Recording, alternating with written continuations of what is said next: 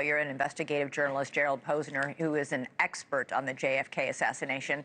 His book, Case Closed, Lee Harvey Oswald and the Assassination of JFK, is a New York Times bestseller and considered a classic on the topic. Gerald, great to have you back on the show. The way they release these documents is hugely frustrating. They basically just say, here's 50,000 documents, go at it. They don't give you any sort of guide as to what's new.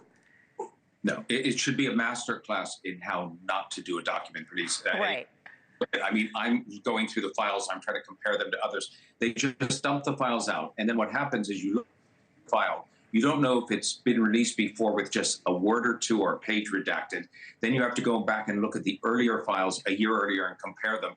This is something they should have corrected years ago. They haven't. So we're getting them. I'm not complaining about that. 50,000 out tonight. I'm not sure if we're going to get the tax files of Lee Harvey Oswald and Jack Ruby. There's still some doubt about that. Or the grand jury proceedings of Jim Garrison, the district attorney that Oliver Stone had in his movie JFK. So I'll believe it all when I see all 88,000 pages after tomorrow. President Trump long promised to make these files public. He said, quote, "It's been 60 years. It's time for the American people to know the truth." What's the truth he thinks the American people need to know?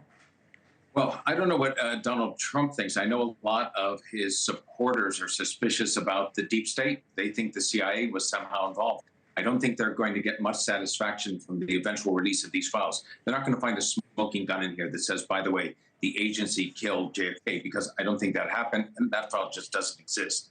But I do think there's plenty to find out, including whether the CIA knew more about Oswald than they indicated, and they should have told the FBI to have prevented this assassination. That's the question that many historians are looking at. Could we have prevented the JFK assassination if the agencies, the FBI and the CIA, shared information? Yeah, that's long been the speculation that there have been all these redactions or files withheld because it was potentially embarrassing to the CIA. Not that the CIA knew this was going to happen and didn't do anything, but more that the CIA had Lee Harvey Oswald under surveillance.